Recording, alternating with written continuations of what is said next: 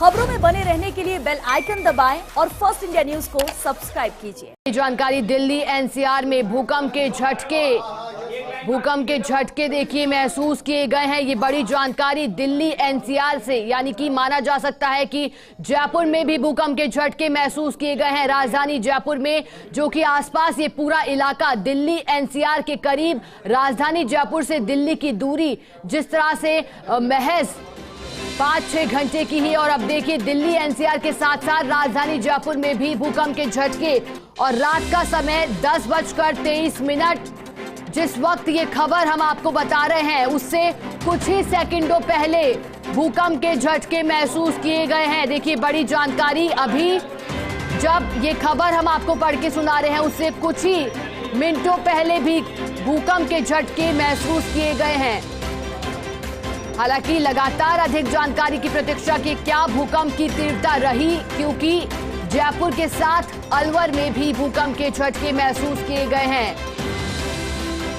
और देखिए ये पूरा जो आसपास का इलाका है दिल्ली एनसीआर के आसपास का, वहां भूकंप के झटके। और देखिए रात का वक्त, क्योंकि इस वक्त लोग अपने घरों में होते हैं, आधे लोग तैयारी कर रहे होते हैं, नींद लेने की, सोने की तैयारी में लोग होते हैं। और इस वक्त जब भूकंप के झटके महसूस किए गए तो एक बार हड़कंप की स्थिति पैदा हुई और लोग अपने घरों से निकलने के लिए मजबूर हुए। लेकिन एहतियात बरतना जरूरी है। देखिए हम भी आपसे यही उम्मीद करते हैं कि आप जहां भी हो सुरक्षित रहें और कोशिश यही रहे कि अपने घर से बाहर सुरक्षित स्थान पर आप पहुंचे अगर आपको भूकंप के झटके महसूस हुए हैं। और ऐसे में किसी भी भारी सामान के आसपास आप ना खड़े हों, पंखे के आसपास ना खड़े हों, अलमारी के पास से दूर हट जाएं और कोशिश यही रहे कि आप सुरक्षित स्थान पर पहुंचे। देखिए हालांकि ये प्राकृतिक आपदा, इसके आगे सब बेबस सा महसूस करते हुए। और चलिए अश्विनी हमारे साथ सहयोगी अलवर से जुड़े हैं। अलवर से क्या स्थिति है फिलहाल अश्विनी अलवर में, क्योंकि ये जानकारी है कि वहां भी भूकंप के झटके महसूस हुए हैं राजधानी जयपुर के अलावा। शिखा, कई सेकंड तक भूकंप के झटके महसूस हुए हैं। अलवर, भैरोड और कई इलाकों में ये झटके महसूस हुए हैं। जैसे ही भूकंप का झटका महसूस हुआ, रात है लेकिन उसके बावजूद लोग घरों से बाहर आ गए और अभी तक लोग सड़कों पर हैं। ये जांचने के लिए और एक दूसरे को फोन करके जान रहे हैं कि क्या भूकंप का वास्तव में कुछ झटका था और कितनी उसकी तीव्रता रही, कैसा रहा। हालांकि कहीं भी कोई से नुकसान की गुंजाइश, कोई सूचना अब तक नुकसान की कोई नहीं है। लेकिन एक ये कह सकते हैं अलवर और भैरोड समेत ये कह सकते हैं पूरे जिले भर में ही भूकंप के झटके महसूस किए गए हैं। अश्विनी एक सवाल आपसे ये भी, क्योंकि फिलहाल बहुत जल्दबाजी होगा ये कहना, लेकिन क्या तीव्रता रह सकती है, क्योंकि जितना जो भूकंप की बात लगातार कही जा रही है, क्योंकि जो मोटे तौर पर है झटके महसूस नहीं किए गए, यानी कि माना जा सकता है कि तीव्रता कितनी रही होगी? देखिए ये कह सकते हैं कि तीव्रता उतनी नहीं थी शिखा कि कोई नुकसान की गुंजाइश हो या पहले कभी जो ज्यादा तेज भूकंप आए हैं उस तरह की तीव्रता कोई नहीं है। लेकिन भूकंप के झटके महसूस किए हैं, ये सही है कि भूकंप आया। हालांकि थोड़ी देर में विभाग की ओर से आंकड़े जारी होंगे कि इसका आखिर में सेंटर कौन सा था, कहाँ से ये भूकंप हुआ और कहाँ तक, कौन कौन से इलाकों में या कितने किलोमीटर तक इसके झटके महसूस किए गए। क्योंकि अश्विनी आप और मैं तो अभी इस खबर पर वार्तालाप कर रहे हैं, लेकिन क्या आपने अपने आसपास घरों से लोगों को बाहर निकलते हुए देखा? क्या आपने भी भूकंप के झटकों को महसूस किया अश्विनी? बिल्कुल शिखा, मैं जिस कमरे में बैठा था मैंने भूकंप के झटके महसूस किए। मैं खुद बाहर आया, मैंने पंखे को महसूस किया, दीवारों को, या ये कहें कि जिस चेयर पे मैं बैठा था उसे महसूस किया।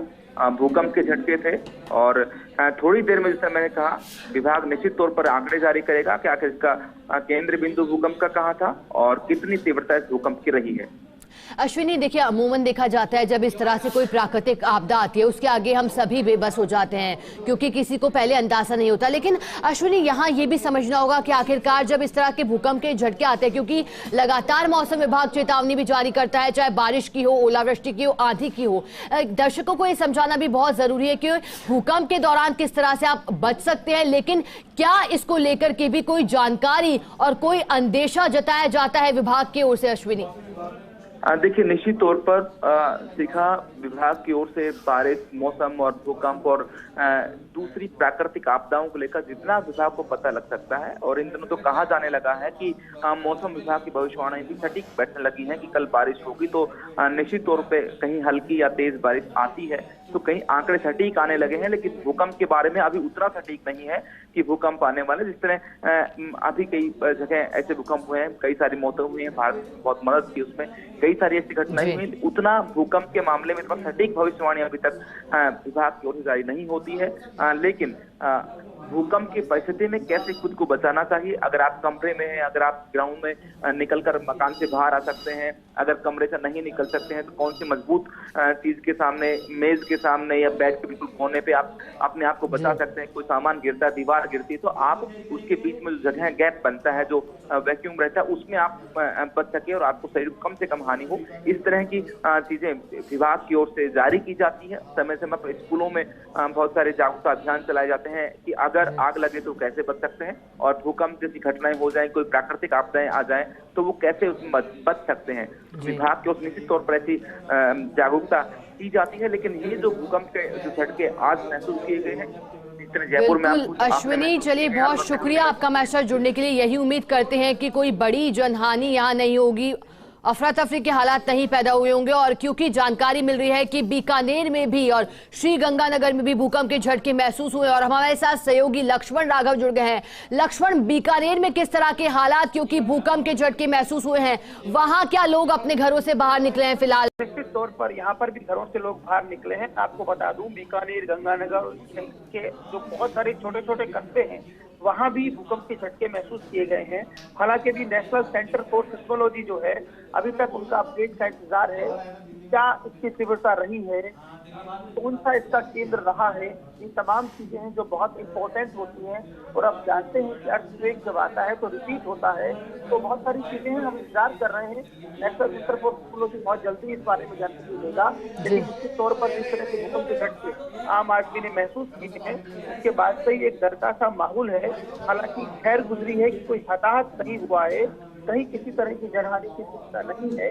लेकिन मैं आपको बता दूं, बीकानेर, गंगानगर, हनुमानगढ़ के कुछ इलाकों में यहाँ छोटे छोटे कस्बों से फर्स्ट इंडिया न्यूज की घंटियां लगातार बना रही हैं। लोग जानकारियां खुद ही ले रहे हैं कि साहब कुछ इस तरह का हुआ है, क्या है। तो निश्चित तौर पर अभी पुष्टि हो चुकी है कि भूकंप है। हालांकि किस तीव्रता का था, क्या उसका केंद्र है, आप जानते हैं लगातार अर्थक्वेक रिपीट हो रहे हैं। पाकिस्तान, अफगानिस्तान और इस तरह के जो यहाँ पर इसका सेंटर रहता है, तो अभी देखना होगा कि क्या पड़ोसी मुल्क में भी इस तरह के झटके आए हैं, सेंटर क्या था। दिल्ली में भी भूकंप के झटके महसूस किए गए हैं। तो निश्चित तौर पर देखिए, लगातार जो परिवर्तन हो रहे हैं उसी के तहत लगातार इस तरह के अर्थक्वेक बार बार, और उसकी मानगी है कि बीकानेर, गंगानगर और हनुमानगढ़ के कुछ हिस्से में भी कहा जा रहा है झटके महसूस हुए हैं। लेकिन बीकानेर में तो साफ तौर पर दिख रहे हैं, लोग घरों से बाहर आए हैं, बाहर निकले हैं। बहुत सारे लोगों ने बाकायदा फोन करकर फर्स्ट इंडिया न्यूज के ऑफिस में भी सूचना दी है। तो स्वाभाविक तौर पर देखिए, इतनी सी तसल्ली है, ये कहिएगा कि खैर गुजरी है, कि कहीं किसी तरह की जनहानि नहीं हुई। लक्ष्मण, क्योंकि रिएक्टर स्केल पर यह अनुमान लगाया जा रहा है, फिलहाल प्रारंभिक तौर पर जो सूचना आ रही है कि 7.7 रही है भूकंप की तीव्रता। लक्ष्मण, जरा आप हमारे दर्शकों को यह भी समझाइए, क्योंकि अभी जिस तरह से भय का माहौल है, विजुअल्स भी हम लगातार दिखा रहे हैं कि लोग घरों से बाहर, एक बार तो डर के हालात पैदा हुए, क्योंकि लक्ष्मण ये वो वक्त जब लोग सोने की तैयारी कर रहे होते हैं। तो लक्ष्मण, आप जरा समझाइए कि 7.7 की जब तीव्रता रहती है तो कितना भूकंप प्रभावी होता है, कितना इससे जो है एक तरह से नुकसान हो सकता है? देखिए, निश्चित तौर पर ये आप जो बात कह रहे हैं 7.7 का मतलब जो हम इतना समझता हूँ मैं सरकार के नाते, हालांकि हम पर निश्चित तौर पर भूगर्भशास्त्री और जो स्पेशलिस्ट है उनकी राय महत्वपूर्ण होती है, बस फिर भी कहा जा सकता है ये जहाँ केंद्र रहा उसके आसपास के इलाकों में जरूर थोड़ा बहुत हो सकता है।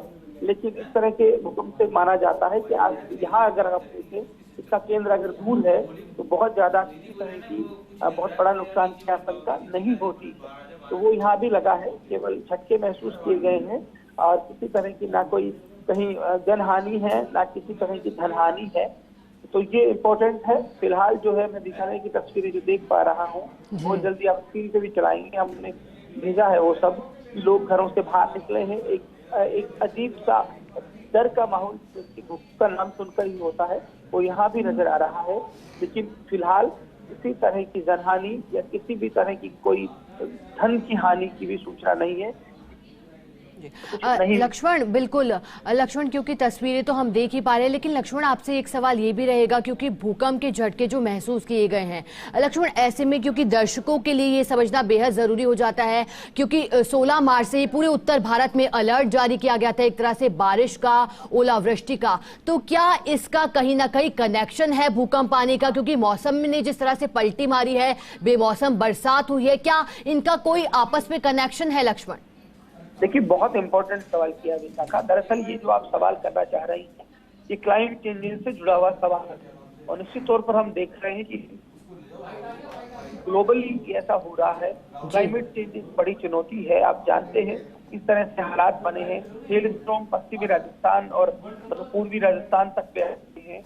एक वक्त अगर आप देखें बेमौसम बारिश उत्तराखंड से लेकर तमाम इलाकों में हो रही है, तो निश्चित तौर पर क्लाइमेट चेंज का कहीं ना कहीं बहुत सारी चीजें आपस में इंटरकनेक्ट होती हैं। और आपने ठीक और महत्वपूर्ण बात कही है कि ये क्लाइमेट चेंज का इशारा है, एक तरह से संकेत है। बार बार इस तरह की लक्ष्मण, एक बार आपको रोकना चाहेंगे। पहले जिस तरह से लगातार प्रतिक्रिया आ रही है भूकंप आने के बाद लोगों की, वो दर्शकों को एक बार जरा सुना देते हैं। आजा।